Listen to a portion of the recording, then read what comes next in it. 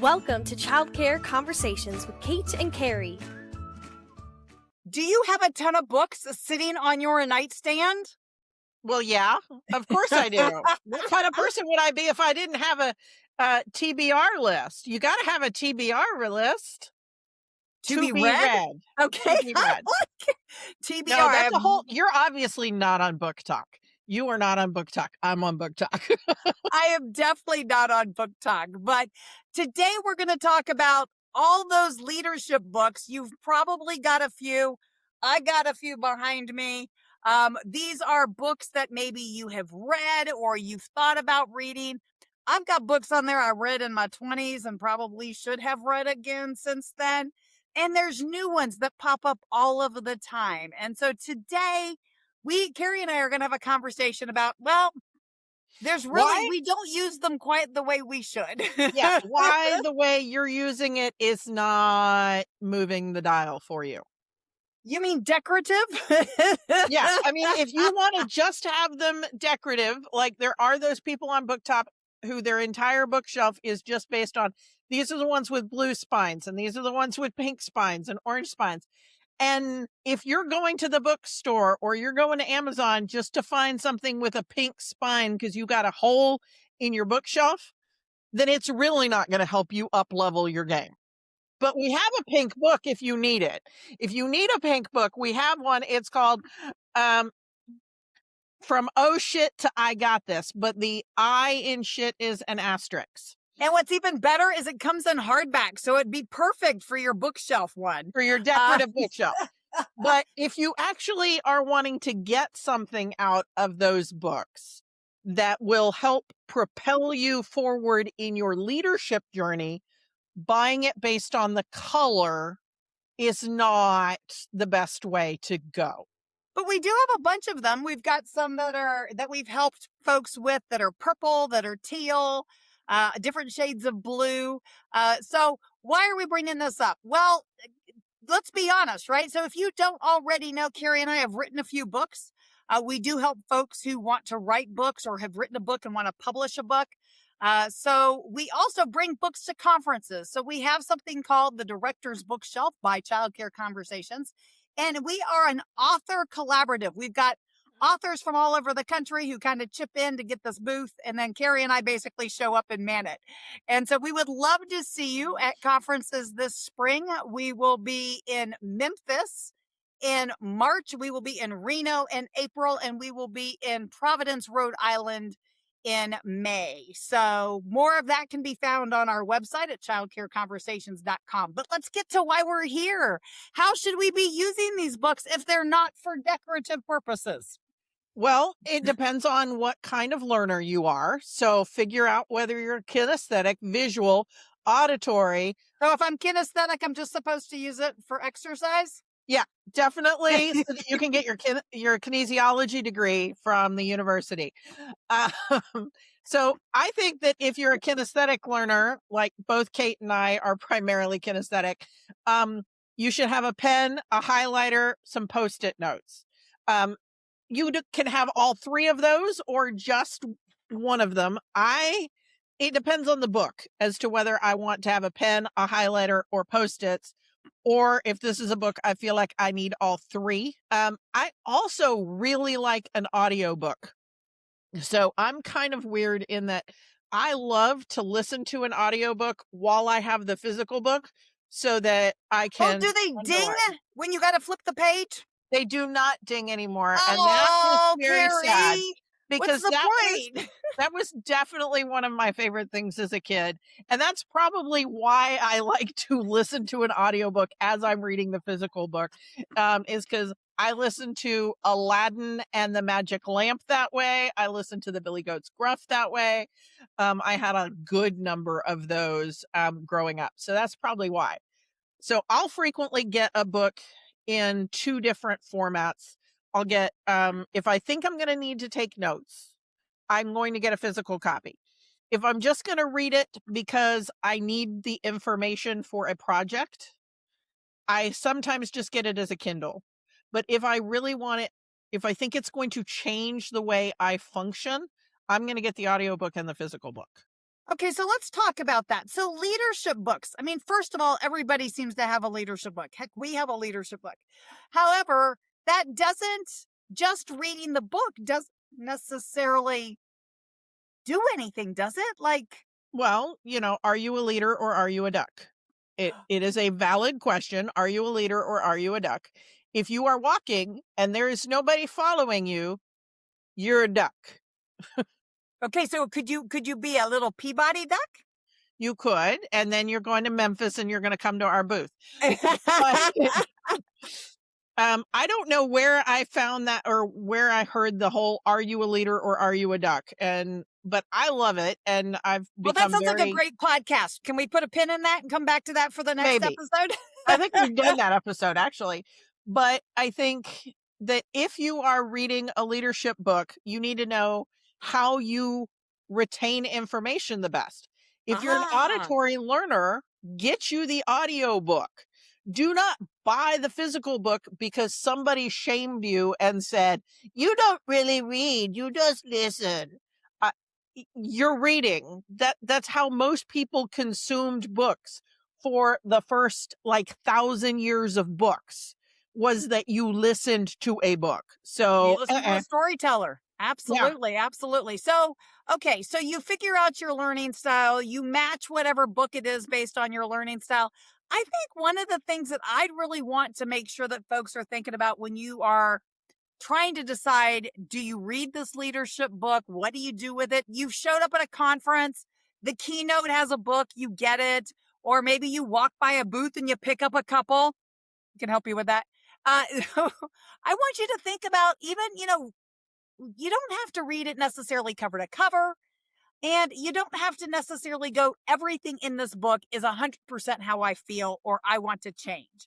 I think that's the big thing is that you have to go, you know what? I'm going to think of this as kind of like, I am trick or treating. I'm going to go get a whole bunch of candy. And then I'm only going to actually eat the ones I like. I don't need to eat them all. And most nonfiction books, like a leadership book, you can probably go through the table of contents and you'll probably see topics in there that probably resonate with you. And you don't necessarily have to read the book from front to back. because some of those chapters are Butterfingers and we don't need those. I was thinking like, those black licorice things, Okay, we don't need that either. We don't And need I no know that jelly beans. some people like the black licorice and some people like the Butterfinger. They can be wrong all they want, and they can read those chapters of the book. But from my perspective, they're wrong. So you don't have to be a completist when it comes to reading a book. And again, it doesn't matter if it's a physical book, a Kindle book, an audio book. Consume it the way that it's going to work for you. But I think the other part of it is having some way to record your takeaways. And that can be that you do a voice note on your phone, or you tell your phone, "Hey, phone," using whatever app it is, "send me an email with this content." Or it can be, again, those post-it notes. You can have a voice recorder. You can have a physical notebook, but having some way to write down the things that are particularly interesting to you or impactful to you. One of my favorites, and Okay. I've only done this once, was to write myself a postcard and mail it to myself because I was sure I would remember it.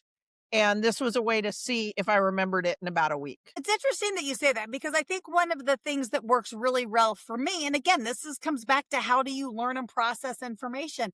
I love a good discussion. Now, it can be a book club. I mean, we know that professional book clubs are becoming things. I think we even had an episode on how to do a book club as part of staff development for your organization. So absolutely can be something as a way to read it even as a whole program, but being able to discuss with somebody else who read the book, even if the person didn't read the whole book, even if they just, I don't know, listen to a TED talk by the person who wrote the book. Because I mean, that's also a really great kind of tip with leadership books is that author still alive and have they done a TED talk? Because that might give you the perfect amount of information to know if this is a book you really want to buy and read. Even if it's not the same topic, but by the same author, right? You'll get an idea if their personality matches yours. I think that being able to have a conversation and apply it to where I am right now and in what industry. And to me, that is the biggest thing to consider when you are reading a leadership book or any book for professional development, even if they weren't written for early childhood educators, because we are all leaders and we are all in business. I mean, I think another thing is just because you read it 20 years ago doesn't mean you shouldn't reread it. I have read The Secrets of Childhood by Maria Montessori multiple times, and I'm not a Montessorian. I don't run a Montessori school, never have run a Montessori school. But going back and rereading it, I loved her take on it, and that's one of her earliest books. And so it's while she was still in a state of discovery and learning about how children learn and what you could put in the environment and how it would affect kids. So you can go back and reread a book that was instrumental, and it could have been 6 months ago, but you've changed from where you were 6 months ago. And so rereading that book sometimes gives you a really interesting view on yourself and where you have gone and how you have developed. And occasionally, in my case, it makes you really, really mad because that book is out of print and nobody's written another book that is that good about that thing. So that made Kate and I write a book last year. Absolutely. So I have two books that are on my bookshelf that kind of fall into that category. One is How to Win Friends and Influence People, and one is As a Man Thinketh, which are both books that I read the first time over 3 decades ago. And every time I refer people to them, what I do now as a middle-aged woman is I also tell people who wrote the book. Because I think that that is really, really important. And when was the book written? Because to me, these are also big factors in whether or not you're going to agree. And I think it's really important and okay to disagree with the author. Even though these books are classics, it doesn't mean that everything in them I agree with. I've got all kinds of authors on my bookshelf that are men, but I have worked really, really hard to get leadership books by women in the last 20 years. And that actually takes concerted effort because they're not the ones everybody talks about. Yeah.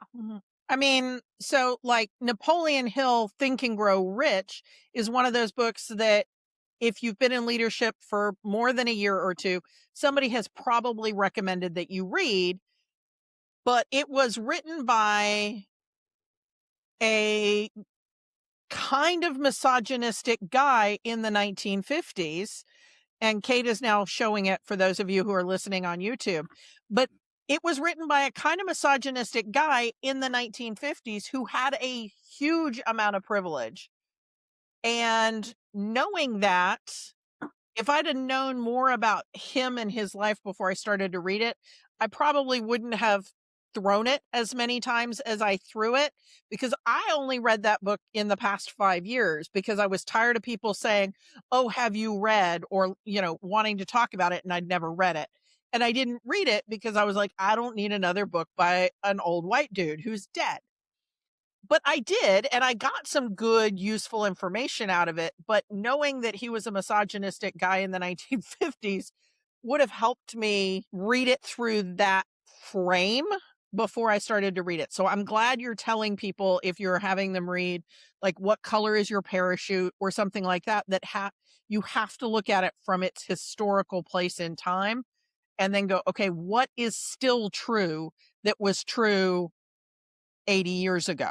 Is that right, math-wise? But I think what's interesting, though, with all of them, regardless if I'm reading, Brene Brown or I'm reading Dale Carnegie, I don't have to agree with everything. And I think that I also, now I am not a front to back book reader. I used to be in my 20s. I would sit down and I'd read the book.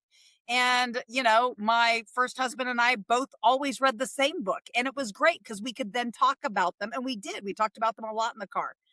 But as I've gotten older and I had kids, I didn't find myself having the ability to sit down and really read a book. And so I became the table of contents shopper. And I would look at the titles in the table of contents and I'd think about where I was at that moment. And it's actually how, there's a lot of people that read religious texts that way. Very few people sit down and read the Bible on page 1.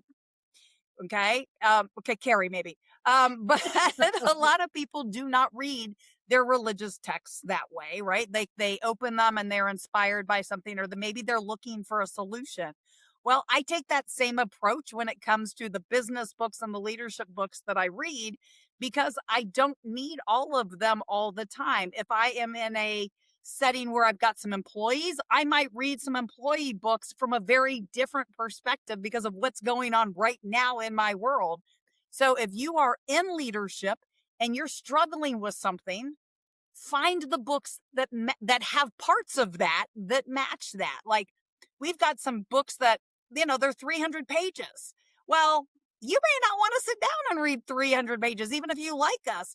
You may not want to sit down and read 300 pages, but there might be one topic in there where you're like, oh, I definitely need this one because it's on onboarding staff.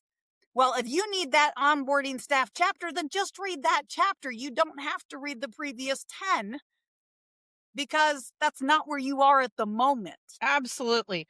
So hopefully we might have given you a little bit of inspiration to go and get a business book or a leadership book and give it a try in a different way, because you're not a cover to cover reader and you're like, I like something about the length of a BuzzFeed article. Okay, that is a short chapter. So go read yourself something that is more like that. And so Kate is once again showing for the 5 people who go on YouTube instead of listening. It's lonely at Here's the all top. the reasons why you need to come see. You need to go to the YouTube channel and periodically watch an episode. Yeah. So It's Lonely at the Top by Summer Pia is one of those books that if you like to read sections that are more along the lines of a BuzzFeed article, her chapters are short and it is very action oriented. I mean, it was like you're going to get something out of each of those chapters. And we think Summer's, the bee's knees. So you should read Hey, her book. we interviewed her a couple of times. There's some episodes you could go listen to Summer. Maybe Maybe. that would presume that we remember to put those links in. She's going to be at the conference with the Ducks. She's going to be in Memphis presenting. In Memphis. She'll be there at Memphis, and then she'll also be at Childcare Business Growth in Miami. It's in Fort Lauderdale this year. Fort Lauderdale. Okay. Anyway, she'll be at that one also. So those are 2 times you can see her and breathe the same air, but you can get some inspiration from her by reading the book. And then when you see her, you have something to talk about. I love that. So who wouldn't want to have a conversation with a published author about their book? That would be something. So if you're going to conferences in the next 4 months, if you aren't, and you aren't really sure where to go, if you go to childcareconversations.com, you can grab our quarter 2 2026 field guide that'll tell you from our perspective which conferences are perfect for leadership for owners. It gives you kind of a little bit, is this an emerging conference? Is this a long-standing conference? Make sure you look past whatever month it is, because a lot of these do involve travel and advanced reservations are required. We're telling you because A, we've probably been to them. Otherwise, we're not going to tell you about them. Or we know the people putting them on. And so we are really excited. About half of them we are attending. The other half are either ones that we are like, you need to go, or they're people who we love, who we think you need to go to. So with that, if you have not already signed up for our newsletter comes out twice a week, Tuesdays and Thursdays, about the upcoming episode. Join our mailing list at www.childcareconversations.com. Talk to you in a few days. Thanks for tuning in. We love bringing you real talk and fresh insight from the world of early childhood education. Be sure to follow us on social media to stay connected and catch all of the latest episodes. And if you're planning a conference, training, or special event, Kate and Carrie would love to speak to your audience. You can learn more about their keynote sessions and workshops at kateandcarrie.com. If you learned something today, share the show and leave us a review below. We'll see you next time on Childcare Conversations.